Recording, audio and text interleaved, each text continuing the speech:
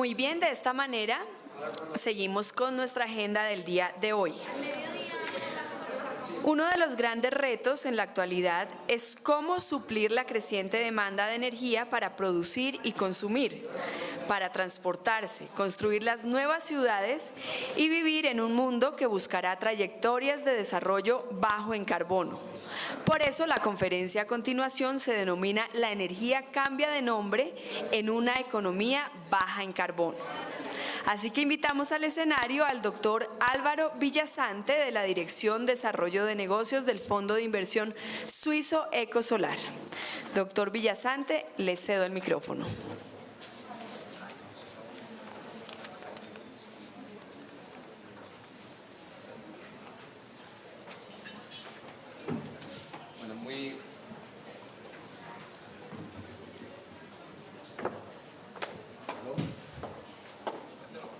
Perfecto, es el número 3.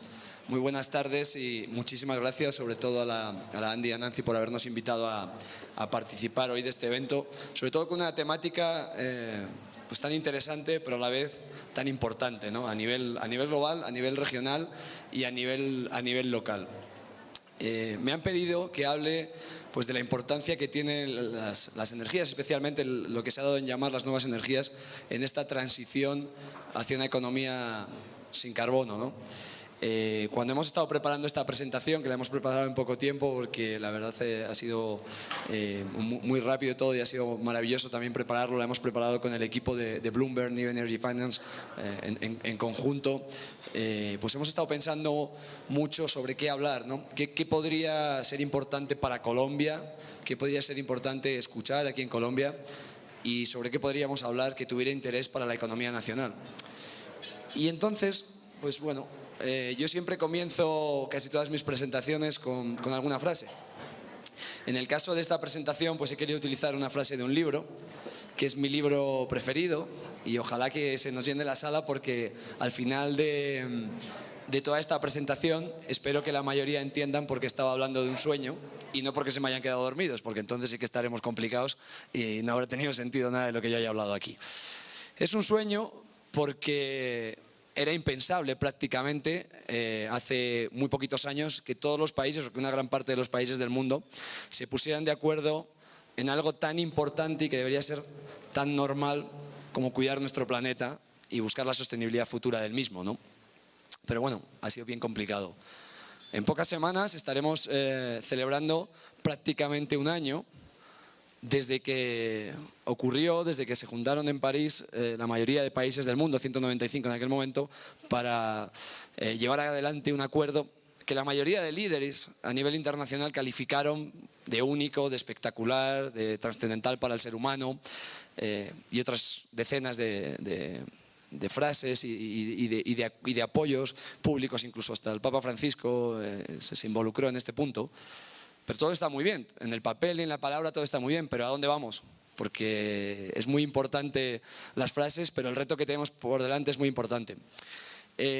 No sé si es porque soy joven o por qué, pero a mí me gusta mucho siempre poner las cosas en contexto, pasado, presente y futuro, siempre. Yo vengo de Europa, que en cierto modo somos un poco el pasado ya. Vengo a Latinoamérica, vivo aquí, que es totalmente el presente, y estoy en Colombia, que aunque es el presente también es el futuro, ¿no? Entonces me gusta siempre mirar todo con mucha perspectiva. Esta es la tendencia de las emisiones de CO2 que teníamos antes del Acuerdo de París. Así íbamos, vamos, como una moto, acelerados, hacia arriba. Bueno, llegó el Acuerdo de París y todos los países, incluido Colombia, aquí lo estaba diciendo el ministro, hicieron una serie de compromisos a nivel internacional, ¿verdad?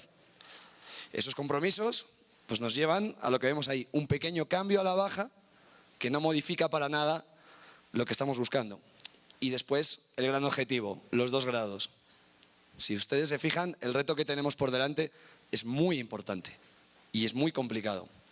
Ahora bien, como hablaba, pasado, presente, futuro. ¿De dónde venimos, dónde estamos y a dónde vamos?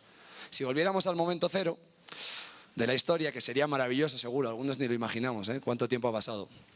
Así estaríamos, esta sería nuestra matriz energética.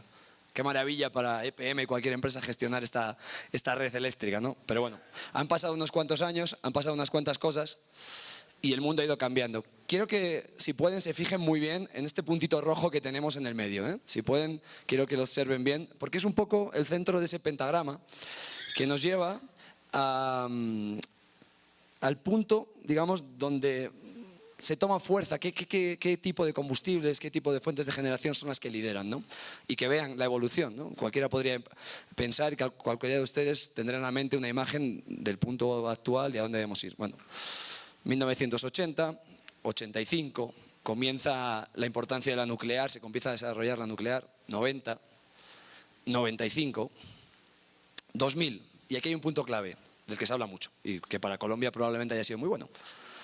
El despertar del gigante asiático, China, el consumo masivo de carbón. Hace unos momentos comentaban aquí sobre las vacas, sobre el CO2 y demás. Bueno, yo estuve en China en una conferencia el año pasado y me recorrí en tren entre Shanghái y Beijing y no vi una sola vaca. Lo que vi fue un cielo constantemente gris por todas esas fábricas que utilizan carbón. China, 2015. Aquí llegamos. ¿Dónde está el punto rojo? No ha cambiado. Sí, las energías renovables siguen teniendo fuerza, pero seguimos por el mismo trayecto. Y ahí es donde todos los países se sientan y dicen, no podemos seguir por este camino si queremos conseguir algo. Entonces, hablaba pasado, presente, futuro. ¿A dónde vamos? ¿Qué queremos? Previsiones de Bloomberg New Energy Finance para 2040. Si vemos el puntito central, más o menos, carbón, al mismo punto, sí, más renovables, más nuclear, el gas natural tomando fuerza, pero a nivel de combustibles fósiles tradicionales no nos hemos movido. Agencia Internacional de la Energía, un poquito más optimista, pero seguimos igual. Para conseguir los objetivos de París, tendría que pintar un gráfico que a algunos le asustaría. Entonces, no hay solución, no podemos hacer nada, ¿dónde estamos? ¿A dónde vamos?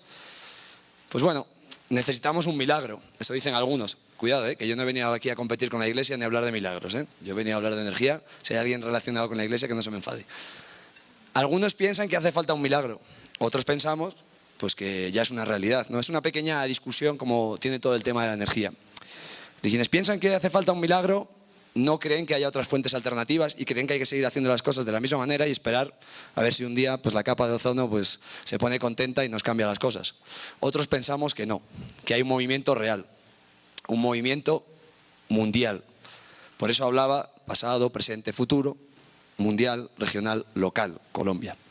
El año pasado, y quiero que se fijen bien, porque es una gran casualidad que fuera el año pasado, 2015, fue el año con mayor inversión a nivel global en energías renovables no convencionales. La mayor inversión de la historia. En un momento, que hay que ponerlo en situación, en el que los precios del petróleo fueron los precios con récord mínimos. Entonces uno podría pensar, bueno, si las tecnologías renovables son costosas, las tecnologías renovables son una moda, bueno, tenemos petróleo barato, ¿quién quiere? No, no son una moda. Para nada son una moda, son una realidad. Y quiero que se fijen en otro dato. Inversión, instalaciones. ¿Por qué ha crecido tanto el número de instalaciones frente al volumen de inversión? Pues por una razón muy simple, porque cada vez es más barato invertir en renovables. Hay que romper ese mito que en muchos países se sigue utilizando, de que es costoso producir energía limpia, porque no es verdad. Y no es verdad. Y ahora lo comentaré a continuación.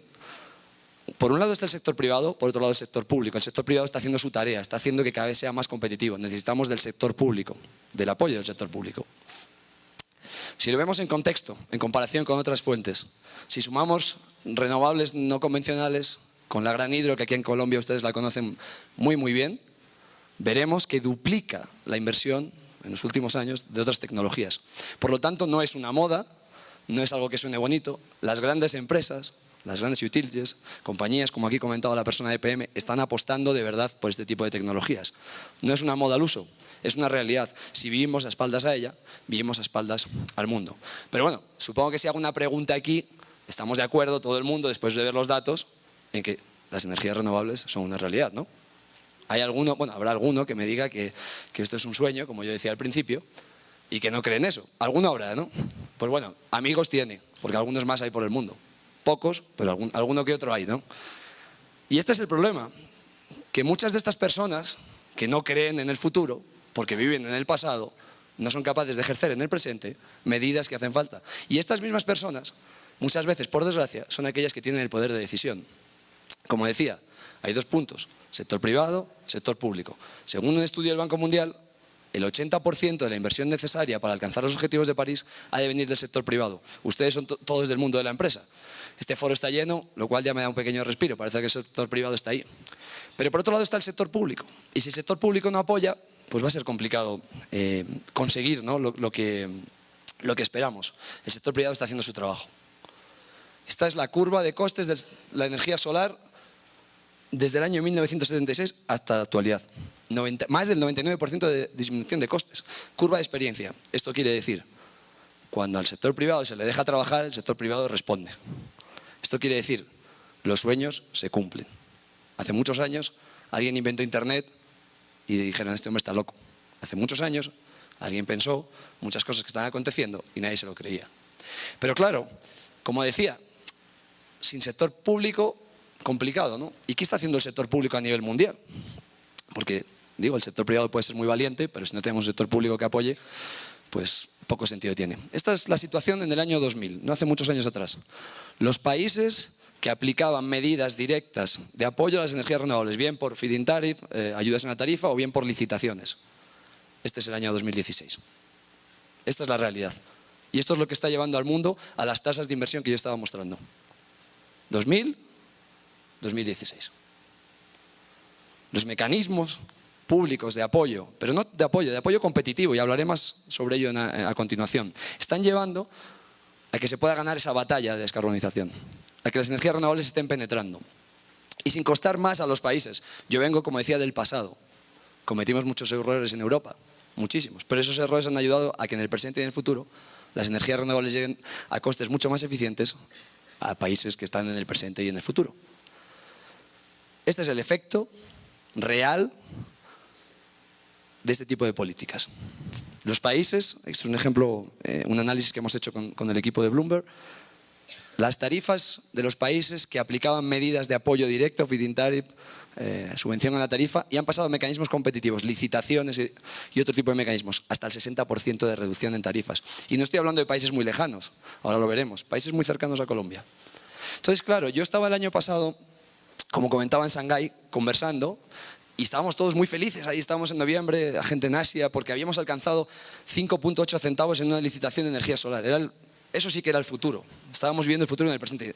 ¿Por cuánto tiempo? Era inimaginable, esto no va a pasar.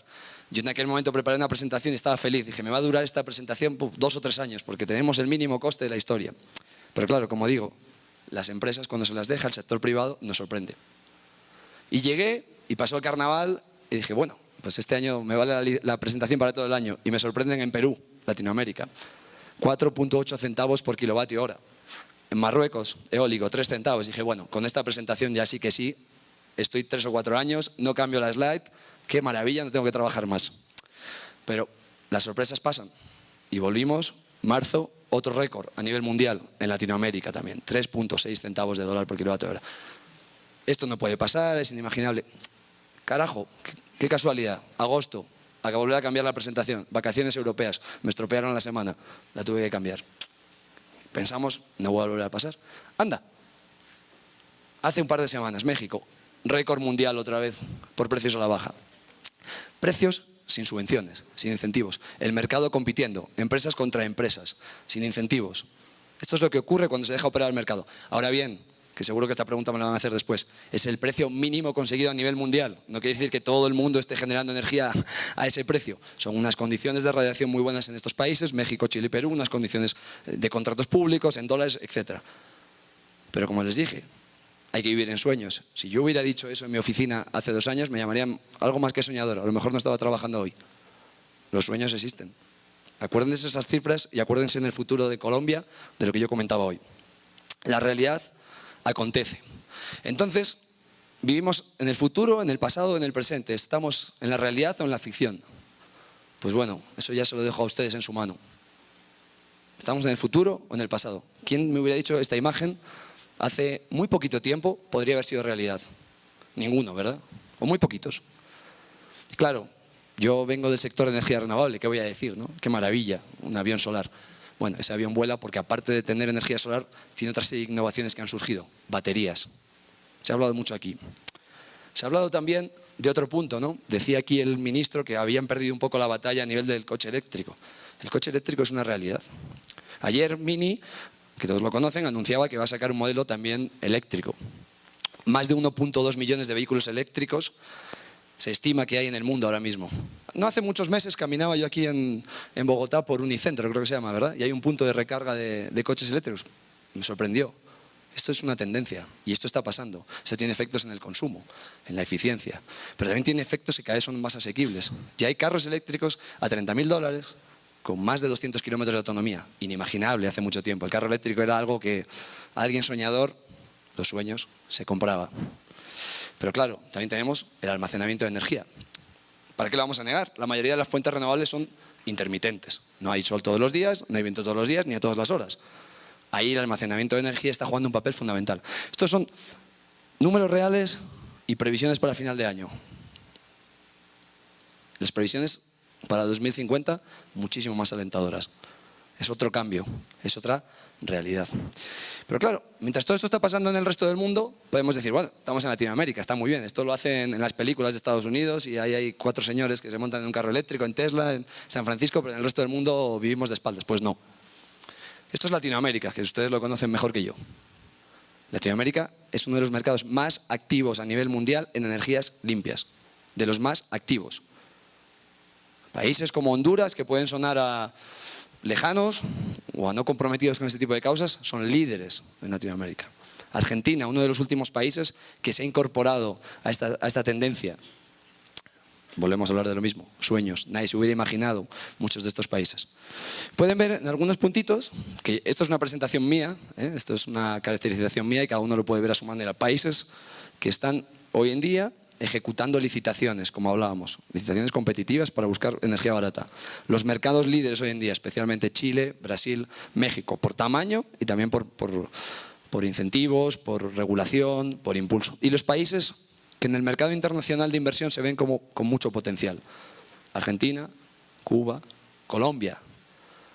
Hace 2 años hablábamos, lo ha dicho aquí el ministro, la ley 1715. Se quedó 2 años en el limbo. Y casi ha dicho, me ha encantado, porque que la han tenido que salvar a última hora de la reforma de finanzas que ustedes van a tener aquí, casi a última hora. Hubiera sido bien bonito ver una ley que se aprueba y no se llega a implementar. Pues no, parece que la han salvado, lo cual es muy bueno. Colombia tiene los ojos del mundo puestos en el país por muchas cosas, pero especialmente también a nivel de inversión. Hay muchas oportunidades, ustedes tienen muchos recursos y por lo tanto es una ocasión que no se debe dejar perder. Yo quería hacer un análisis muy rápido y no les quiero digamos, complicar mucho con esto, luego lo veremos más en detalle. De los diferentes países, de variables reales, tácitas, países que tienen leyes, países que tienen incentivos, países que tienen... Y ahí tienen ustedes su país, tiene leyes, tiene incentivos. ¿Qué nos falta? ¿Por qué no tenemos más? Algo hay, ¿verdad? Aquí están todos los países. Y los países han ido creciendo poquito a poco en este ritmo de leyes, de incentivos, de objetivos, de estrategia. Este gráfico lo suelo actualizar cada año más o menos. Hace 3 o 4 años casi todo era amarillos, algún rojo. Hoy estamos en verdes y naranjas. Esto es una medida de atractivo interno con el que nosotros vemos un mercado. Hay capacidad de firmar contratos privados, hay una ley estable, un marco regulatorio, hay incentivos, sí, los hay. Hay oportunidades en el mercado de generación distribuida, en el mercado no interconectado. Los países están siguiendo una senda cada vez más positiva a este nivel. Colombia también, pero hay que darle el pequeño empujoncito final. Como en el fútbol, como diría James, hay que darle la pequeña bolita final, ¿no? Entonces, claro, estamos en Colombia. Pues tenemos que hablar un poco de Colombia también, porque si no van a decir, este hombre viene aquí y habla del mundo, del futuro, del pasado, pero no me habla de mi día a día, ¿no? Pues Colombia es un país maravilloso, ¿eh? Tienen ustedes un país único, pero a nivel de energía renovable nos queda mucho por hacer. Les pongo aquí, es estimado, porque tampoco las fuentes son las más fiables, hay unos 10 megavatios de energía solar. Como decíamos, hay un solo parque eólico en el país, EPM lo ha comentado aquí. Panamá, país donde yo resido, que está aquí al ladito, 4 millones de habitantes, o sea, casi 12 veces menos que Colombia. Tiene el mayor parque eólico de Centroamérica, más de 250 megas.